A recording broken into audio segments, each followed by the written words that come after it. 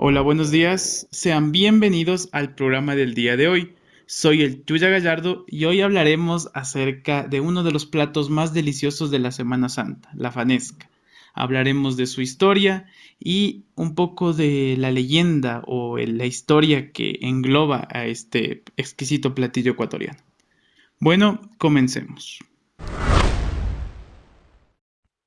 La fanesca se ha convertido en un platillo insigne de la Semana Santa y una ocasión en la cual las familias quiteñas y ecuatorianas se reúnen para realizar este platillo.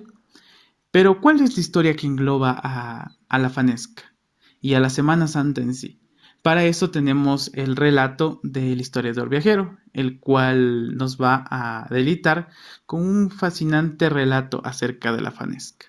Don Pepe, por favor, comience con su relato.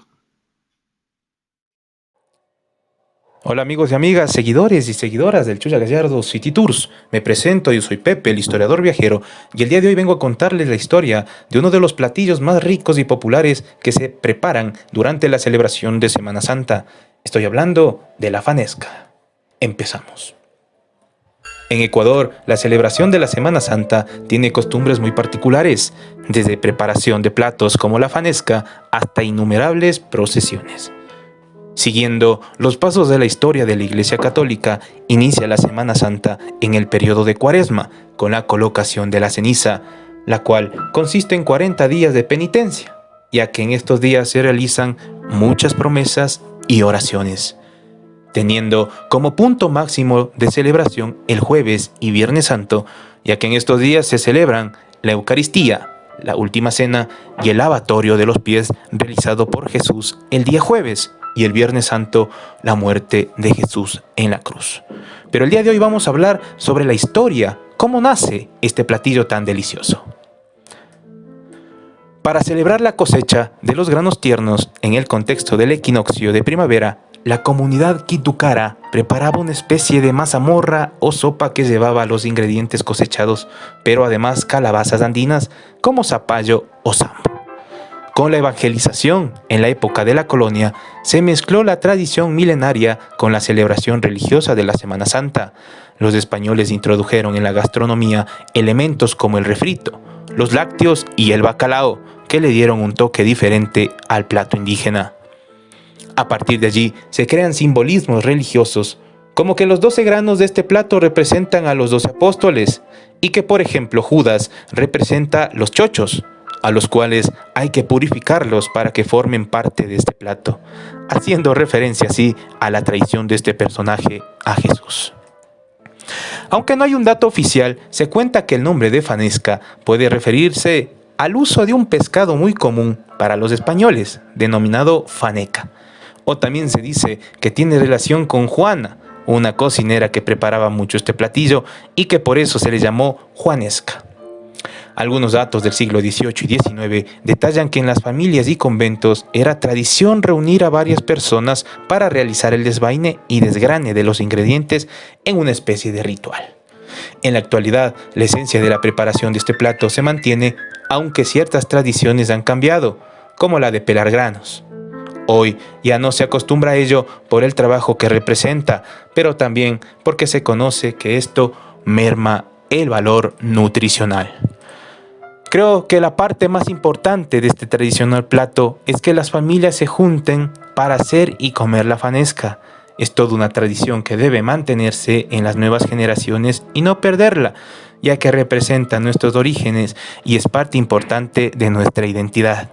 Y qué mejor que preparar la fanesca, ya que estamos viviendo este contexto, esta situación muy dura la cual está atravesando el país y el mundo. Y qué mejor pretexto que compartir con nuestra familia este momento pues de reflexión que vendría a ser la Semana Santa, preparando la fanesca, compartiendo con nuestros seres queridos y sobre todo realizar una introspección, ¿no?, de todos los errores que hemos cometido como personas o de todos los errores que hemos cometido hacia otras personas. Perdonar y ser perdonados creo que es el mensaje el cual deja la Semana Santa. Espero que les haya gustado a todos queridos amigos y amigas seguidores de Chuya Gallardo City Tours, y nos vemos en otra leyenda y en otra historia de nuestro querido Quito. Muchas gracias, historiador viajero, por ese relato que nos llenó mucho el alma y el corazón. Pero ¿cuál es la historia acerca de la fanesca? Esta historia comienza en la época aborigen ecuatoriana, específicamente en la época inca, en la cual se practicaban dos valores muy importantes. El primero, la redistribución, y el segundo, la reciprocidad. Vamos a hablar acerca de la redistribución. ¿Qué es? Pues bueno, esto era o se basaba en que las personas daban su fuerza física o su energía para la producción de los productos. Esto se representaba con la mita. No una mita como se llevó en la época colonial, en la cual se basaba en la explotación del indígena, sino aquí, como ya se dijo, era dar su fuerza de trabajo para la producción de algunos víveres, productos y también textiles principalmente. Por otra parte, tenemos a la reciprocidad, el cual se basa en el intercambio de bienes y servicios entre personas. Esta reciprocidad también se la practicaba entre pares y entre una persona normal con el Inca. Y esto lo podemos observar en lo que es la minga. La minga hasta la actualidad se practica y consiste en que un grupo de personas, una comunidad, trabaja en beneficio de ellos, de los mandatarios o de alguna persona del pueblo. Bajo este contexto se crea una unión de comunidad, una unión de ailius. Los ailius son las familias, grupos de personas con parentesco, las cuales vivían en un sitio determinado.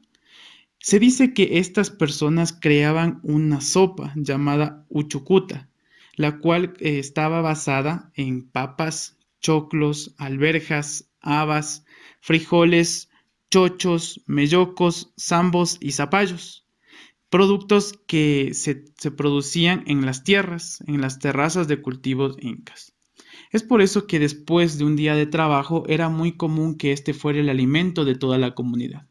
Una comunidad en la cual trabajaban hombres, mujeres, niños, ancianos, realizando este producto. Es de ahí de donde viene, o posiblemente se cree, que se originó la fanesca.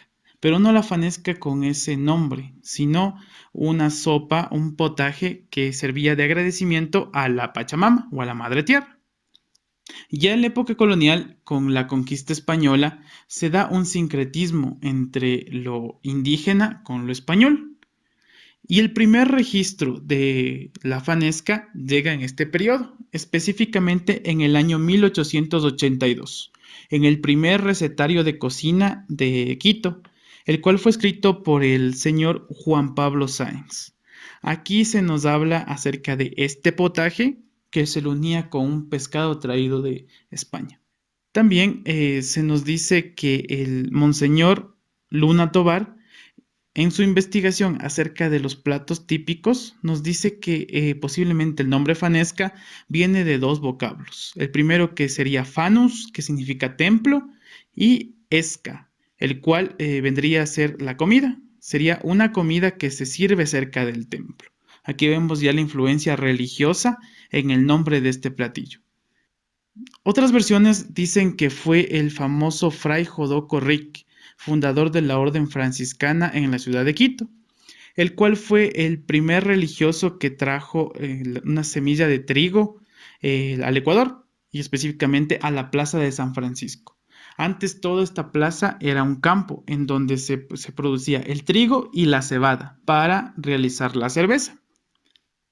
También nos dicen que Fray Jodoco Rique trajo a un chef francés, el cual hizo un plato pesado lleno de granos, el cual servía a manera de penitencia para Semana Santa y que era uno de los alimentos que se comía especialmente en los días domingos, cuando Jesús resucita, en agradecimiento de los días anteriores en los cuales los religiosos solían hacer un ayuno. También este platillo sirvió para evangelizar, uniendo una comida tradicional, la que ya hablamos, la uchucuta, con la religiosidad, dándole ese contexto de los 12 apóstoles, del pescado que simboliza a Jesús, de los chochos y todo eso que ya escuchamos en el relato. Entonces aquí se da un sincretismo. Pero, ¿qué es sincretismo? Es un buen momento para hablar de esta palabra que se topa mucho en los anteriores programas. ¿Qué es el sincretismo? Bueno, el sincretismo se lo definiría como la conciliación o unión de distintas doctrinas. Para hacerlo más sencillo, es la unión de culturas, religiones, ideologías políticas que generan una nueva. En el sincretismo podemos hablar de tres puntos importantes. Primero, el sincretismo cultural, el sincretismo religioso y actualmente el sincretismo político. Enfoquémonos en los dos primeros. El sincretismo cultural. Esta es la unión entre pueblos que antes no se habían contactado y se contactan por primera vez, fusionando sus culturas. Un punto a recalcar aquí es que el sincretismo fue forzado en América, con la imposición de la corona española en tierras americanas. Ejemplos de sincretismo tenemos en la comida, como lo vemos en este programa, también tenemos en el arte y en la música. Por otro lado, viene el sincretismo religioso, en el cual dos religiones interactúan de una manera armónica en una misma sociedad. Aquí en el Ecuador, específicamente en la Real Audiencia de Quito, este sincretismo cultural, o este sincretismo religioso, perdón, se lo dio por la adoración de Jesús, asemejándolo al sol, como podemos observarlo en las principales iglesias del centro histórico, en la cual siempre la figura de Jesús está rodeado de espejos, los cuales reflejan la luz del sol. Era la manera en cómo los indígenas podían adorar a su Dios y al nuevo Dios. Entonces aquí vemos un ejemplo de sincretismo religioso. Por otra parte tenemos el sincretismo político, en el cual dos doctrinas se complementan o una lleva algunos elementos de la otra. Sincretismo político podemos verlo ya en la época republicana, en la cual políticos de derecha tenían algunos tintes izquierdistas o al revés, lo cual denotaba un sincretismo en este aspecto político. El sincretismo es una parte importante en el mestizaje y en la unión de la cultura española con la indígena. Y todo ese sincretismo, todo el resultado de esa unión lo llevamos nosotros como mestizos, ya que somos una raza, como dicen algunos, de piel cobriza, la cual conquistará el mundo. Y pues por esta razón que nosotros como ecuatorianos y quiteños debemos estar orgullosos de nuestra esencia, una esencia indígena y una esencia europea, la cual formó nuestra idiosincrasia, nuestra música, nuestra comida y nuestra cultura. Bueno, hasta aquí el programa del día de hoy. Espero que haya sido de su agrado. Si desean más contenido como este, por favor suscríbanse al canal de YouTube. Activen la campanita que les avisará cuando se sube un video nuevo. Recordándoles que también nos pueden escuchar en Anchor, Google Cast, Spotify, Breaker, Radio Pública e iVoox. También estamos, por supuesto, en Facebook en la página del Chuya Gallardo, donde subimos contenido extra al topado en los podcasts. Muchas gracias.